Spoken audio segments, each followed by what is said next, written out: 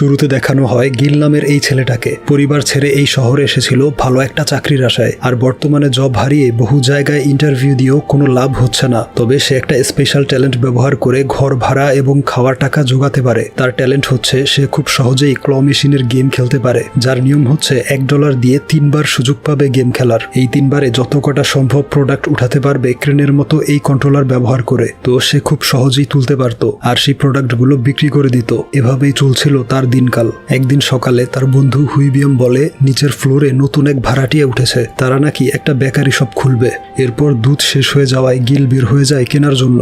রাস্তায় কাচের ভাঙা বোতল দেখে ময়লার ঝুড়িতে ফেলে রাখে। তখন লক্ষ্য করে এখানে একটা নতুন বেকারি শপ খুলেছে, আর এটাই হচ্ছে তার নতুন প্রতিবেশীর দোকান। এরপর রাতের বেলা বেলকনিতে এসে তার ময়লা কম্বলটা ঝাড়ে। তার মধ্য থেকে কিছু একটা নিচে পড়ে যায়, সেটা ছিল তার নেক পিলো। সেটা কুড়িয়ে নিয়ে যখন ফিরে আসছিল তখন একটা মেয়েকে দেখতে পায়, যে বেঞ্চে বসে কোল্ড ড্রিঙ্কস খাচ্ছিল। মেয়েটাকে দেখতেই যেন তার সময় থমকে যায়। তার সৌন্দর্যে সে পুরো বিমোহিত হয়ে পড়ে। পরদিন তার বন্ধুকে বলে মেয়েটা ছিল পরীর মতো সুন্দর, আমি হতবাক হয়ে তাকিয়েছিলাম। এরপর ক্ল মেশিনে গেম খেলে হুইবিয়ামকে বেশ কিছু উপহার জিতিয়ে দেয়। বাড়ি ফিরে যখন লিফটে ওঠে তখন সেই মেয়েটা, যাকে গতকাল বেঞ্চে বসে থাকতে দেখেছিল, সে খুবই অদ্ভুতভাবে সামনে দাঁড়িয়ে থাকে আর হঠাৎ আক্রমণ শুরু করে। আত্মরক্ষা করতে গিয়ে হাতের পুতুলটা দিয়ে তাকে ধাক্কা দেয়। এতে সে আরো রেগে গিয়ে তার ঘাড় ধরে মারতে শুরু করে। শেষমেশ উপায় না থাকায় মাথা দিয়ে মেরে মেয়েটার হাত থেকে রক্ষা পায়। পরদিন ঘুম ভাঙলে লাঠি নিয়ে সেই মেয়েটাকে খুঁজতে থাকে। কোথাও খুঁজে না পেয়ে বাহিরে চলে আসে। দেখে সেই নতুন বেকারিটা ওপেন হয়েছে। কাছে গিয়ে যখন ভালোভাবে দেখছিল তখন বেকারির ম্যানেজার আরা এসে তার পাশে দাঁড়ায়। হতভম্ব হয়ে গিল বলে সে রুটি কিনতে এসেছে। এরপর আরা জিজ্ঞেস করে আপনার বাসা কি এখানেই? গিল বলে আমরা একই বিল্ডিং এ থাকি, আমি থাকি উপরের তলায়। এই শুনে তার বস সিউনজেকে ডেকে বলে এই ছেলেটা আমাদের বিল্ডিং এ থাকে। গিল তাকে দেখতেই চিনতে পারে যে এই মেয়েটাই হচ্ছে সেই পরীর মতো সুন্দর মেয়েটা, যাকে গতকাল মেরে মাথা ফাটিয়ে দিয়েছিল। তাই ভয়ে মুখ লুকিয়ে বেরিয়ে যায়। তবে সিউনজি তাকে পেছন থেকে ডাক দেয়। এই শুনে আরো ভয় পেয়ে ফুল স্পিডে দৌড়ে পালিয়ে যায়, কিন্তু সিউনজি তাকে তাড়া করে ধরে ফেলে। সে গত রাতের জন্য সরি বলতে যাবে, তবে সেই বিষয়ে কিছু না বলে সিউনজি বলে আপনি আমাদের প্রতিবেশী আর নতুন কাস্টমার, তাই এই উপহারটা দেওয়ার জন্য আপনার পিছু করেছিলাম। এই শুনে সে বেশ অবাক হয়ে যায় আর সারাদিন ভাবতে থাকে মেয়েটাকে মেরে মাথা ফাটিয়ে দিয়েছিল, সেই বিষয়ে তাকে কিছুই বলল না। তাহলে কি মেয়েটার স্মৃতি ভুলে যাওয়ার রোগ আছে?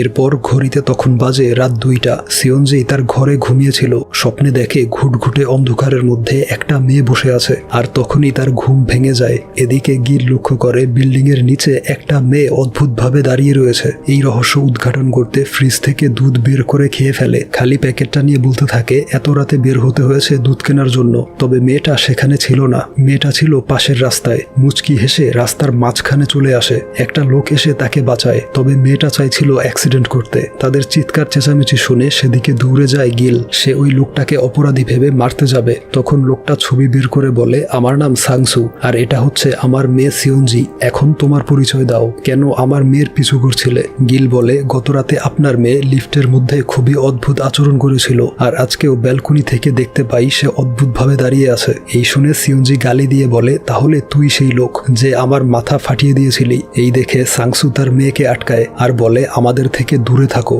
আর এইসব বিষয়ে কাউকে কিছু বলবে না। কিন্তু সিউনজি তাকে মারার জন্য ছটফট করছিল। এই দেখে সে ভয়ে পালিয়ে যায়। এর কিছুক্ষণ পর দেখা যায় সিউনজি এখন ঘুমিয়ে পড়েছে। সাংসু তাদের কর্মচারী আরাকে বলে ও একা কিভাবে রাস্তায় বের হয়ে গেল, তুমি কোথায় ছিলে? আরা বলে আমি ওকে কন্ট্রোল করতে পারিনি, ও আমাকে রেখেই বেরিয়ে গিয়েছিল।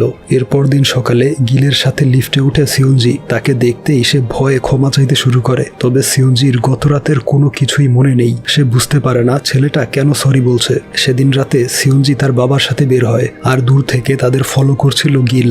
ঘড়িতে তখন 2টার বেশি বাজে। সে দেখে সিউনজি প্রথমে চলে আসে তাদের পার্কে। সেখানে কিছুক্ষণ থেকে পছন্দের কেক খেতে চলে যায় সুপার শপে। তারপর দেখে পানির বোতলটা পর্যন্ত নিজের হাতে ধরে না, ভাব নিয়ে দাঁড়িয়ে রয়েছে, আর পানি পান করাচ্ছে তার বাবা। সাংসু বলে তোমার জন্য কয়েকদিন পর পর বাড়ি চেঞ্জ করতে হয়, এবারও ভেবেছিলাম ভাড়ায় থাকবো, কিন্তু এখানে ফ্ল্যাট কিনতে বাধ্য করলে কেন? সিউনজি বলে খুব শীঘ্রই এই জায়গার দাম বেড়ে দ্বিগুণ হবে, তখন ফ্ল্যাটটা বিক্রি করে অনেক টাকা লাভ করতে পারবে। এই বলে অদ্ভুত অঙ্গভঙ্গি করে তৎক্ষণাৎ ঘুমিয়ে পড়ে। সাংসু তাকে পিঠে তুলে বাড়ি যাবে, তখনই তার মেরুদণ্ডে প্রচন্ড ব্যথা পায়। সিউনজি প্রায় পড়েই যাচ্ছিল, তখন গিল দৌড়ে এসে তাকে ধরে ফেলে। এরপর দেখা যায় মেরুদণ্ডের চিকিৎসার জন্য তাকে অ্যাম্বুলেন্সে করে নেওয়া হচ্ছে, আর এদিকে সিউনজি ঘুমিয়ে রয়েছে গিলের পিঠে। আরা জিজ্ঞেস করে তুমি তুমি কি জব করো? গিল জানায় তার আপাতত কোনো জব নেই। তারপর সে হসপিটালে চলে আসে সাংসুকে দেখতে। সাংসু বলে যা যা আনতে বলেছিলাম তা বের করো। দেখা যায় সে গিলের বায়োডাটা বা সিবি দেখতে চাইছিল।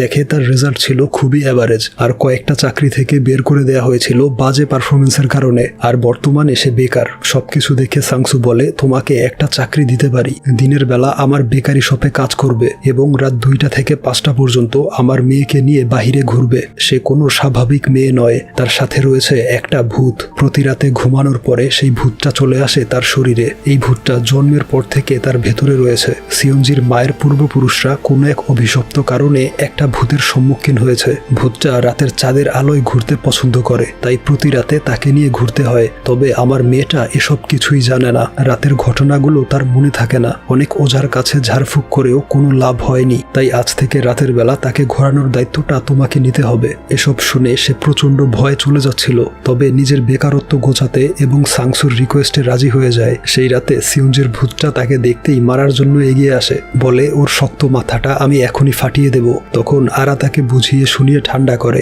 এরপর তারা ঘুরতে বেরোয়। ভূত বলে আমি সাধারণ কোনো ভূত নই, আমি একজন হায়ার লেভেলের ডেঞ্জারাস ভূত।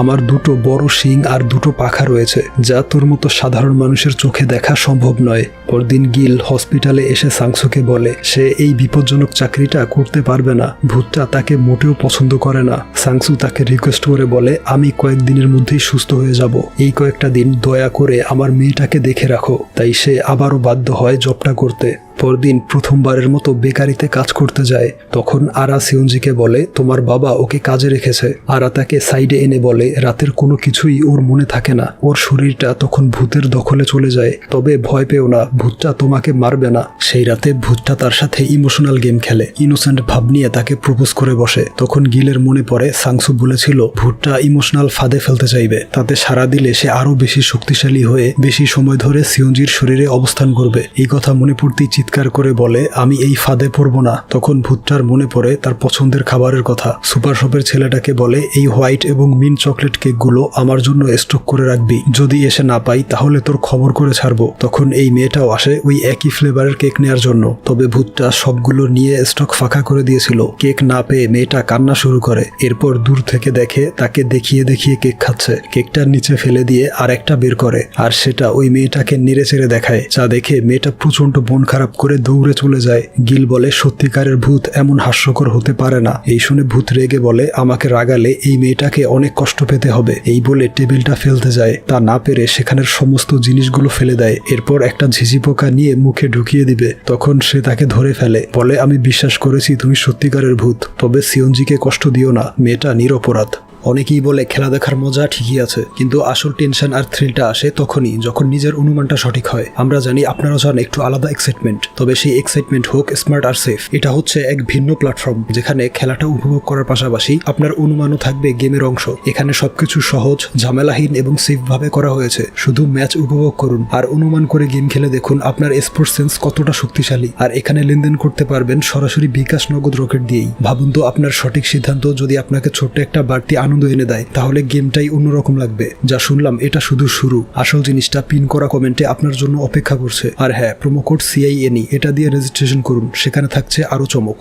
পরদিন দোকানে সিয়ঞ্জি তাকে কাজ বুঝিয়ে দিচ্ছিল। ওইদিকে গিল অবাক হয়ে তার দিকে তাকিয়ে থাকে, ভাবে ভূতের বিষয়টা কি সত্যি নাকি অভিনয়। তখন সিয়ঞ্জি বলে আমাকে ভয় পাওয়ার কিছু নেই, আরার সাথে যেভাবে ফ্রি হয়ে কথা বলো আমার সাথেও ওইভাবে বলবে। এই বলে সে কলেজের উদ্দেশ্যে বেরিয়ে যায়। এরপর শিডিউল অনুযায়ী ঘড়ি দেখে ঠিক 2টার সময় ব্যাগ, পানি আর প্রয়োজনীয় জিনিসপত্র নিয়ে বেরিয়ে পড়ে। ভূতকে নিয়ে চলে আসে পার্কে। ভূত বলে আরো জোরে ধাক্কা দাও। এই শুনে সমস্ত শক্তি দিয়ে এমন ধাক্কা দেয় যে সে উড়ে গিয়ে মুখ থুবড়ে পড়ে। এতে তাকে মারার জন্য তাড়া করে। সাংসু হসপিটালে বসে ফোনের ট্র্যাকার অ্যাপে দেখছিল তার মেয়ে গিলকে তাড়া করছে। সে দিনের বেলা কাজের ফাঁকে লুকিয়ে সিয়ঞ্জিকে দেখত। সে যে তাকে পছন্দ করতে শুরু করেছে তা বোঝার বাকি ছিল না। রাতে ভূতটা কেক খেতে গেলে শপের ছেলেটা জানায় কেক স্টক আউট। এই শুনে ইমোশনাল অভিনয় করে বলে আমি আর অল্প কিছুদিন বাঁচবো, এই কেক হচ্ছে আমার বেঁচে থাকার অনুপ্রেরণা। এই শুনে ছেলেটার চোখে পানি চলে আসে আর লুকিয়ে রাখা একটা কেক বের করে দেয়। সেটা ছিনিয়ে ভূত বলে তোর সাহস হলো কিভাবে আমার সাথে মিথ্যে বলার।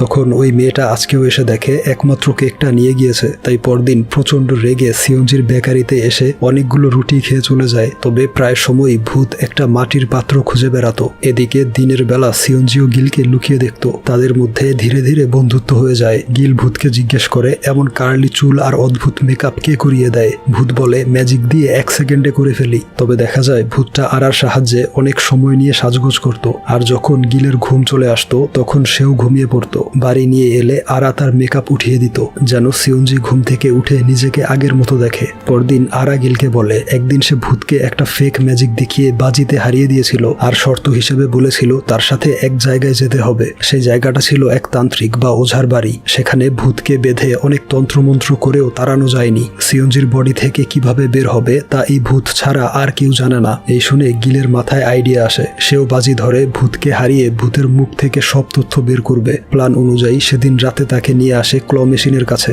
বলে যে কোনো একটা পুতুল সিলেক্ট করো, 3 বারের মধ্যে পুতুলটাকে তুলে আনবো। ভূত বলে যদি না পারো তাহলে সিয়ঞ্জির বডিতে 3 ঘন্টার পরিবর্তে 6 ঘন্টা সময় ধরে থাকবো। গিল বলে যদি আমি জিতি তাহলে বলতে হবে যে কি করলে তুমি ওকে মুক্তি দিবে। সে তার শর্তে রাজি হয় এবং সাদা একটা পুতুল দেখিয়ে দেয়। গিল পরপর 2 বার ব্যর্থ হলে সে তাকে নিয়ে হাসি ঠাট্টা শুরু করে। এরপর সে মুচকি হেসে শেষ ট্রাই করে সহজেই তুলে আনে আর বলে শর্ত অনুযায়ী এখন বলো কিভাবে সিয়ঞ্জিকে মুক্তি দিবে। সে বলে আমার নাম ধরে 3 বার বলতে হবে যে সিয়ঞ্জির বডি থেকে বেরিয়ে যাও, তাহলে চলে যাব। গিল বলে বলো তোমার আসল নাম কি। সে বলে শর্ত অনুযায়ী যা জানতে চেয়েছিলে তা বলেছি, আমার নাম বলতে হবে তা বাজির শর্তে ছিল না। এরপর দিন তারা এক দোকানে আসে রুটি ডেলিভারি করতে। এখানে তারা হোলসেলে রুটি বিক্রি করত। সেই দোকানে গিলের সাথে ইয়ংসিক নামের একটা লোকের ধাক্কা লাগে। সিয়ঞ্জি ছুটে এসে তাকে সরি বলে। তবে লোকটা অদ্ভুতভাবে তার দিকে তাকিয়ে থাকে এবং তার হাত ধরতে যাবে। তখন গিল তার হাত ধরে সরি বলে। এরপর লোকটা চলে গেলে সিয়ঞ্জি বলে তার মনে হয় রাতের বেলা ঠিকভাবে তার ঘুম হয় না আর এটাও মনে হয় তার স্বপ্নে একটা ছেলে ছায়ার মতো লেগে থাকে, তাকে সব সময় প্রোটেক্ট করে। এই শুনে গিল খুব খুশি হয়, ভাবে রাতে তাকে প্রোটেক্ট করার বিষয়টা সিয়ঞ্জি ফিল করতে পারছে। সেদিন রাতে তারা নদীর পাড়ে বসেছিল। তখন হঠাৎ অনেক পুলিশের ভিড় আর সাইরেন শোনা যায়। যেখানে একটা লোক ব্রিজ থেকে নদীতে ঝাঁপ দেওয়ার জন্য দাঁড়িয়েছিল। সে বলে আমার সব শেষ, তাই লাফ দিয়ে নিজেকেও শেষ করে দিব। পুলিশ তাকে অনেক বোঝালেও সে কিছুতেই শুনছিল না। তখন সে লক্ষ্য করে একটা মেয়ে অর্থাৎ সেই ভূতটা নিচ থেকে হাত নাড়িয়ে কিছু একটা বলছে। সে ভাবে তাকে ঝাঁপ দিতে বারণ করছে। এই দেখে ইমোশনাল হয়ে কান্না করে দেয়। তবে ভালো করে লক্ষ্য করে শুনতে পায় সে বলছে এত অভিনয় না করে ঝাঁপ দাও, কোনো ব্যথা পাবে না, দেখো আমি কিভাবে ঝাঁপ দেই। এই বলে ফুল স্পিডে দৌড়ে এসে নদীতে ঝাঁপিয়ে পড়ে আর তাকে বাঁচাতে গিলও ঝাঁপ দেয়। তবে সে নিজেই সাঁতার জানতো না। পুলিশ এসে তাকে উদ্ধার করে কিন্তু কোথাও মেয়েটাকে খুঁজে পায় না। দেখা যায় সেই ভূতটা সাঁতার কেটে নদী পার হয়ে যাচ্ছে। এই দেখে ওই লোকটা মোটিভেশন পেয়ে নিজের সিদ্ধান্ত বদলে নেয়। এই ঘটনা টিভি নিউজে ছড়িয়ে পড়ে। তা দেখে সাংসু এবং আরা অনেক কথা শোনায়। আর যখন মারতে যাবে তখন সিয়ঞ্জি চলে আসায় অভিনয় করে তাকে বুকে জড়িয়ে নেয়। এরপর সিয়ঞ্জি বাবাকে হসপিটালে ড্রপ করার জন্য চলে যায়। তখন আরা বলে সিয়ঞ্জির স্বপ্ন হচ্ছে ফ্রান্সে গিয়ে হায়ার স্টাডি করবে। তবে ভূত না তাড়াতে পারলে আমরা কিভাবে তাকে অন্য দেশে পাঠাবো। সেই রাতে গিল যখন ভূতকে নিয়ে ঘোরার জন্য ওয়েট করছিল তখন সিয়ঞ্জি বেরিয়ে গিলকে দেখে ভয় পেয়ে যায়। বলে এত রাতে এখানে কি করছো।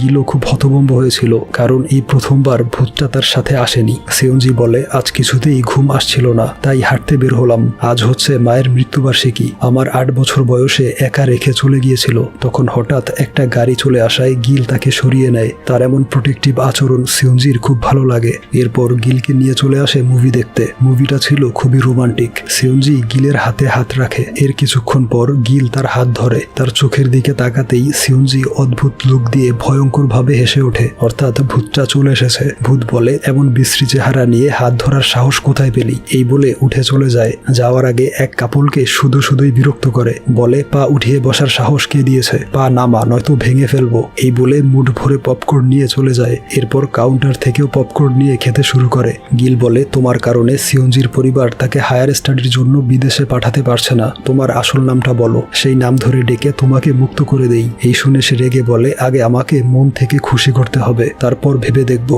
এখন আমাকে নিয়ে চলো ট্রাম্পোলিনে, অনেক দিনের ইচ্ছা বাউন্সি খেলবো। আমার কথা শুনলে ধীরে ধীরে সময় কমিয়ে আনবো, তারপর একটা সময় ওর বডিতে আর আসবো না। তখন একটা বিচের ছবি দেখে বলে আগে এখানে নিয়ে চলো। গিল বলে ওইখানে যেতে হবে দিনের বেলা, তবে তুমি তো আসো গভীর রাতে। ভূত বলে সিয়ঞ্জিকে নিয়ে যেও, আমি তার মধ্য থেকে সব দেখতে পাই। তাই পরদিন সে সিউনজিকে নিয়ে সমুদ্র পাড়ে চলে আসে। সিউনজি বলে আর খুব ঠান্ডা লেগেছে, তাই সে আসতে পারেনি। এরপর গিল লক্ষ্য করে তার চোখ থেকে পানি গড়িয়ে পড়ছে। সিউনজি জানায় সে নিজেও বুঝতে পারছে না কেন কান্না করছে। গিল বুঝে যায় এই কান্নাটা ছিল ভূতের, পছন্দের জায়গায় আসতে পেরে খুশিতে কান্না করছে। এরপর ছবি তুলে আর মজা করে ভালো একটা সময় কাটায়। এরপর রাতের বেলা গিল দেখে ভূতটা গাছে পানি দেয়, তারপর একটা মাটির পাত্র খুঁজে নেয়। গিল বলে তোমার কথা মতো সিউনজিকে নিয়ে সমুদ্র পাড়ে গিয়েছি, তুমিও এনজয় করেছো, তাই আজকে জলদি চলে গিয়ে আমাকে ছুটি দাও। এই শুনে ভূত রেগে পাত্রটা ভেঙে বলে আগেই বলেছি খুশি মনে আমার ইচ্ছাগুলো পূরণ করতে পারলে আমি চলে যাব, আর যদি আমাকে এভাবে রাগানো হয় তাহলে ওর ক্ষতি করব।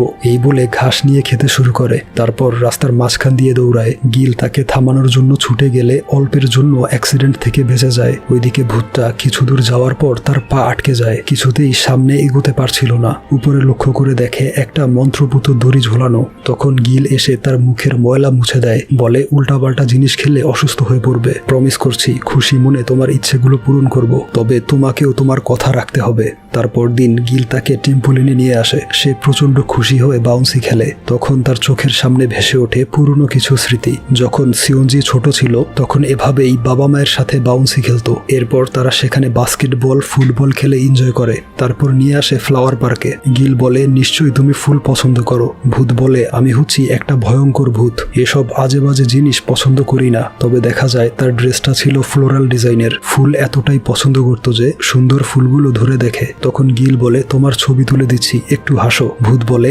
ভয়ঙ্কর ভূত কখনো হাসে না। গিল বলে আমি শুনেছি হায়ার র্যাঙ্কিং এর উচ্চ প্রজাতির ভূতরা হাসতে পারে এবং ছবি তোলার জন্য ভালো পোজ দিতে পারে। এই শুনে ভূতটা সুন্দর পোজ দিয়ে ছবি তোলে। পুরো পার্কে ঘুরে এত ছবি তুলে যে একদম হাঁপিয়ে যায়। গিল বলে দেখো ছবিগুলো ভালোই এসেছে। ভূত বলে কিন্তু এটা তো আমি না, আমার দুটো শিং আর দুটো পাখা আছে। এই বলে নিজের ছবি এঁকে দেখায়। গিল বলে দেখেই মনে হচ্ছে তুমি খুব সুন্দরী আর ফেমাস, তোমার বন্ধুরা তোমাকে কি নামে ডাকে? ভূত তার চালাকি বুঝতে পেরে একটা ভুল নাম বলে। গিল সেই নাম শুনতেই নাম ধরে ডেকে বলে সিউনজির বডি থেকে বেরিয়ে যাও। ভূত বলে আমি জানতাম, তাই ভুল নাম বলেছি। এরপর দিন গিল একটা খুশির খবর জানায়, তা হচ্ছে ভূতের একটা ইচ্ছে পূরণ করায়, অর্থাৎ বাউন্সি খেলতে নিয়ে যাওয়ায় সে এখন থেকে সিউনজির বডিতে 30 মিনিট কম সময় থাকবে। আগে যেখানে 3 ঘন্টা ধরে থাকতো এখন থাকবে 2.5 ঘন্টা। এই শুনে আরা বলে আজকে এমন কিছু করব যাতে খুশি হয়ে ভূতটা আরো 30 মিনিট কমিয়ে নিবে। তার আইডিয়া ছিল সেই রাতে ভূতকে পার্টিতে নিয়ে যাওয়া। সে গিলের বন্ধু হুইবিয়মের সাথে এনজয় করছিল, আর এদিকে ভূতটা এক মেয়েকে ধরে জিজ্ঞেস করে এত সুন্দর আইলাইনার কোথা থেকে কিনলে। এরপর গিল দেখে একটা লোক তার হাত ধরে টানাটানি করছে। লোকটা ছিল ইয়ংসিক নামের সেই ছেলেটা যার সাথে গিল ধাক্কা খেয়েছিল কয়েকদিন আগে। ইয়ংসিক জিজ্ঞেস করে এই মেয়েটা তোমার কি হয়? গিল বলে ও আমার গার্লফ্রেন্ড। এই শুনে মেয়েটার দিকে অদ্ভুতভাবে তাকিয়ে চলে যায়। পরদিন সিউনজি দেখে আরা হুইবিয়মের সাথে দুষ্টুমি করছে। গিলকে বলে ওরা দুজন বন্ধু হলো কবে? আসলে গতকাল রাতের পার্টির কথা তো তার মনেই নেই। তখন ইয়ংসিক আসে তাদের শপে, আবারও অদ্ভুতভাবে তাকিয়ে একটা ক্যান্ডি কিনে বেরিয়ে যায়। এবার গিল তাকে থামিয়ে পরিচয় জিজ্ঞেস করে। ইয়ংসিক বলে এই মেয়েটার সাথে যে আরো একটা কিছু রয়েছে তা আমি জানি। আমি মন্ত্রপুত দড়ি ঝুলিয়ে চেক করেছি, দূর থেকে ফলো করেছি। যতবার তাকে ধরতে গিয়েছি তুমি চলে এসেছিলে, একমাত্র আমিই পারবো তাকে মুক্তি দিতে। গিল বলে আপনি ভুল করছেন, এমন কিছুই ওর সাথে নেই। রাতে ভূতটা বলে ইয়ংসিক হচ্ছে একজন তান্ত্রিক, তার পূর্বপুরুষরাও চেষ্টা করে ব্যর্থ হয়েছে, সে আমাকে তাড়াতে পারবে না। পরদিন সিউনজি ক্লাসে যাওয়ার সময় গিল বলে ফেরার পথে আমাকে কল দিও, তোমাকে আনতে যাব। এই শুনে সিউনজি বেশ খুশি হয়। সেদিন বাড়ি ফেরার পথে একটা মেয়ে তাকে জুতোর ফিতা লাগিয়ে দিতে বলে। এরপর খুশি হয়ে একটা ক্যান্ডি খেতে দেয়। সে বাসে উঠে ক্যান্ডি খেয়ে ঘুমিয়ে পড়ে। তখন ইয়ংসিক এসে তার পাশে দাঁড়ায়। ওইদিকে গিল আর সাংসু তাদের দোকানে ছিল। তখন গিলের মনে পড়ে সিউনজি বলেছিল ফেরার পথে কল করবে, কিন্তু এত রাত হয়ে যাওয়ার পরেও এখনো কল করেনি। সাংসু ট্র্যাকিং অ্যাপে দেখে তার মেয়ে ভুল পথে যাচ্ছে। এই দেখে গিল তার মোবাইলটা নিয়ে জলদি বেরিয়ে পড়ে। ততক্ষণে ইয়ংসিক সিউনজিকে নিয়ে চলে এসেছে। তাকে বেঁধে ক্যামেরা অন করে ভূত ছাড়ানোর কাজ শুরু করবে। তখন সিউনজির বডিতে ভূতটা চলে এসেছিল। ইয়ংসিক বলে তোকে তাড়িয়ে আমি বংশের নাম উজ্জ্বল করব। তখন গিল এসে তাকে মেরে অজ্ঞান করে ফেলে। এরপর বাড়ির দিকে রওনা হয়। তখন ভূতটা তার অতীতের সব ঘটনা বলতে শুরু করে। করে। আজ থেকে প্রায় 170 বছর আগে, সালটা ছিল 1855। গ্রামে শুরু হয়েছিল মরণব্যাধি রোগ আর খাদ্য সংকট। একদিন একটা মাছ কুড়িয়ে পেয়ে জলদি বাড়ি নিয়ে যাই অসুস্থ বাবা আর বোনকে খাওয়ানোর জন্য। তবে ততক্ষণে তাদের মৃত্যু হয়ে যায়। মাত্র 20 বছর বয়সেই আমি হয়ে যাই অনাথ, পরিবারহীন। গ্রামের মহামারী রোগ থেকে মুক্তি পাওয়ার জন্য একজন ওঝা ডাকা হয়। সে জানায় একটা জীবন উৎসর্গ করতে হবে। তবে স্বাভাবিকভাবেই কেউ রাজি ছিল না নিজের জীবন দিয়ে দিতে। তাই গ্রামের সবাই মিলে টার্গেট করে আমাকে। গরিব আর অনাথ হওয়াতে কেউ আমাকে বাঁচাতে আসেনি। আমাকে জীবন্ত পুড়িয়ে ফেলা হয়। এক দয়াশীল পরিবার আমার ছাইগুলো মাটির হাড়িতে করে পুঁতে রাখে। আমার আত্মা সেই অন্ধকার হাড়ির মধ্যে দিন কাটায়। ধীরে ধীরে সমস্ত দুঃখ কষ্ট কমতে লাগলো। এভাবে 100 বছর অতিক্রম করলে সবকিছু ভুলে আমি শান্তিতে থাকতে পারতাম। তবে অর্ধেক সময়ে, অর্থাৎ 50 বছর থাকার পর একদিন সিউঞ্জির পরদাদি হাড়িটা খুঁজে পায়। ছাইগুলো ফেলে দিয়ে ধুয়ে মুছে কিমচি সংরক্ষণ করার জন্য পুঁতে রাখে। সেই পাত্রটা ছাড়া আর কোথাও যাওয়ার জায়গা ছিল না। তাই বাধ্য হয়ে তার শরীরে ঢুকে পড়ি। প্রচন্ড রাগ আর ক্ষোভে সবাইকে জ্বালাতন করতাম। তার পেটে থাকা সন্তানের শরীরে ঢুকে পড়ি। এভাবে এক এক করে সিউঞ্জি পর্যন্ত পৌঁছাই। ওঝাতান্ত্রিকরা সিউঞ্জিকে দেখেই বুঝে ফেলতো তার ভেতরে একটা অসহায় আত্মা রয়েছে। আমাকে ধরতে পারলে অনেক কষ্ট দিবে। তাই নিজেকে ভয়ঙ্কর ভূত হিসেবে প্রেজেন্ট করতাম। যদি সামনের পূর্ণিমার আগে সেই মাটির হাড়িটায় প্রবেশ করতে না পারি, তাহলে আমার কষ্টকর স্মৃতিগুলো নিয়ে অন্ধকারে ঘুরে বেড়াতে হবে। এজন্যই সব সময় সেই হাড়িটা খুঁজে বেড়াতাম। সেই হাড়িতে বাকি 50 বছর কাটাতে পারলে সব দুঃখ কষ্ট ভুলে চির শান্তিতে শূন্যে মিলিয়ে যাব। বাড়ি ফিরে ভূতটা অপেক্ষা করে 2 দিন পরের পূর্ণিমার জন্য। আর এই 2 দিন হচ্ছে মানুষের শরীরে অবস্থান করার শেষ দিন। ভাবে পেইনফুল মেমোরিজ নিয়ে আজীবন ঘুরে বেড়াতে হবে পৃথিবীতে। তবে গিলের পরিকল্পনা ছিল অন্য। সে সাংসুর থেকে সিউঞ্জির দাদির বাড়ির ঠিকানা নেয়। এরপর বেরিয়ে পড়ে সেই বাড়ির উদ্দেশ্যে। বহু পথ পাড়ে দিয়ে চলে আসে প্রত্যন্ত এক অঞ্চলে। জঙ্গলের মধ্যে খুঁজে পায় সেই পরিত্যক্ত বাড়িটা। সারাদিন ঘোরাঘুরি করে কোথাও মাটির হাড়িটা পায় না। সারা রাত ধরে খুঁজতে থাকে। এদিকে এখন আর তার ইচ্ছে নেই দোল খাওয়ার। মন খারাপ করে শুধু চাঁদের দিকে তাকিয়ে থাকে। পরদিন সকালে গিল দেখে একটা পাখি সেখানের এক পাথরের উপর বসে কিছু একটা ইশারা করছে। এই দেখে পাথরটা সরিয়ে সেখানে ঘুরতে শুরু করে আর পেয়ে যায় সেই মাটির হাড়িটা। সেটা নিয়ে জলদি ছুটে যায় বাড়ির উদ্দেশ্যে, কারণ আজকেই হচ্ছে পূর্ণিমার রাত। রাতের বেলা শেষবারের মতো সেজে গুজে আর মাথায় হাত বুলিয়ে বেরিয়ে পড়ে। আর আজ তার পছন্দের কেকটা রেখে দিয়ে অন্য একটা নেয়। সেই মেয়েটা প্রথমবারের মতো তার পছন্দের কেক পেয়ে খুব অবাক হয়ে যায়। যাওয়ার সময় দোকানের ছেলেটাকে ধন্যবাদ জানায়। সাংসু বলে, এতটা বছর তোমার পেছনে ছুটাছুটি করতে করতে বুঝতেই পারিনি আমার এত বয়স হয়েছে। নিজেকে খুব ইয়াং আর এনার্জেটিক মনে হতো। তখন ভূত কল্পনা করে ছোট থেকে এই পর্যন্ত এই মানুষটাকে সে নিজের বাবার মতো মনে করেছে। আর আজ এই সব কিছু ছেড়ে চলে যেতে হবে। সে বলে শীঘ্রই এই জায়গার দাম বৃদ্ধি পাবে। বাড়িটা বিক্রি করে অনেক প্রফিট হবে। সিউঞ্জিকে ফ্রান্সে পড়তে পাঠাবেন আর আপনি নিজের স্বপ্নটা পূরণ করবেন। পুরো পৃথিবী ঘুরে দেখবেন। আমি এখন চলে যাব।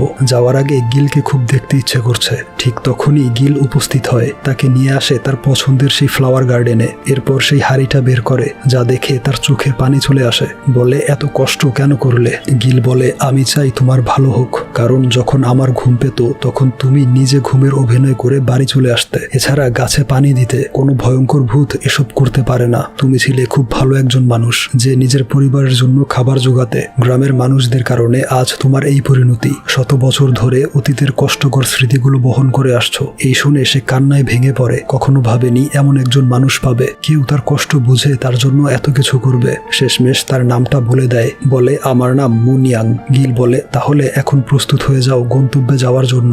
মুনিয়াং দৌড়ে গিয়ে তাকে জড়িয়ে ধরে। পরম করুণার স্বরে তাকে কৃতজ্ঞতা প্রকাশ করে। এরপর গিল তার নাম ধরে ডেকে হাড়ির মধ্যে যেতে বলে। গিল আমাদের বলে, মুনিয়াং হাড়িতে চলে যাওয়ার পর সিউঞ্জি হায়ার স্টাডির জন্য ফ্রান্সে চলে যায়। তাকে আমরা এয়ারপোর্টে বিদায় জানাই। আর নিজের একটা ছোট্ট বেকারি শপ খুলে। আর মিস্টার সাংসু তার প্রপার্টি বিক্রি করে বিশ্ব ভ্রমণে বেরিয়ে পড়ে। এদিকে আমি ক্ল গেমের স্কিল ব্যবহার করে সমুদ্র বন্দরের ক্রেন তোলার চাকরি পেয়ে যাই। তার বেশ কয়েক বছর পর সিউঞ্জি দেশে ফিরে আসে। সে বলে, প্রথম দিন গিলকে দেখেছিলাম ভাঙা বোতল তুলে রাখতে। এরপর তাকে শপে দেখে কথা বলার জন্য দামি একটা উপহার নিয়ে যাই। বিচে যাওয়ার দিন আরা যেতে চাইছিল, তবে তাকে রেখেই চলে যাই গিলের সাথে একা সময় কাটানোর জন্য। সিনেমা হলে আমি তার হাত ধরতে চেয়েছিলাম। এয়ারপোর্টে বিদায় জানিয়ে সবাই চলে যাওয়ার পর আবারও পেছন ফিরে দেখেছিলাম তাকে। এই বলে সে গিলের নাম্বারে ফোন করে কথা বলে। দেখা যায় গিল যত্ন করে রেখেছে মুনিয়াংয়ের হাড়িটা। আর এখানেই গল্পটার সমাপ্তি ঘটে।